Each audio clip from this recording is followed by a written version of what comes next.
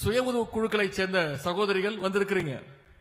குழு சகோதரிகள் எந்த நேரத்தில் எந்த கோரிக்கையை வச்சாலும் என்ன கேட்டாலும் அதை உடனே நிறைவேற்றி தர வேண்டும் அப்படின்ற கட்டளையை நம்முடைய முதலமைச்சர் அவர்கள் எங்களுக்கு சொல்லியிருக்கிறார்.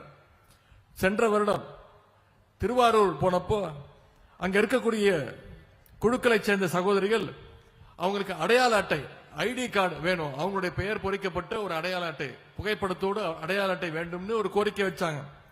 உடனே முதலமைச்சருடைய கவனத்திற்கு எடுத்து சென்றோம். போன வருஷம் மகளிர் தினத்தில் குழு சகோதரிகளுக்கு ஐடி கார்டு அடையாள அட்டை வழங்குகின்ற திட்டத்தை நம்முடைய முதலமைச்சர் அவர்கள் துவங்கி வச்சாங்க. இதன் மூலமா இன்னைக்கு குழு சகோதரிகள் உங்களுக்கு பல்வேறு பயன்கள் இந்த அடையாள அட்டையின் மூலமாக உங்களுக்கு கிடைச்சிட்டு இருக்கு. உங்களுடைய தயாரிப்புகளை 100 கிலோமீட்டர் வரைக்கும் 25 கிலோ வரைக்கும் கட்டணம் இல்லாம நீங்க எடுத்துட்டு போலாம். ஆவின் கோஆப்டெக்ஸ் மாதிரியான இடங்கள்ல கட்டண சலுகைகள் உங்களுடைய ஐடி கார்டுக்கு இருக்கின்றது.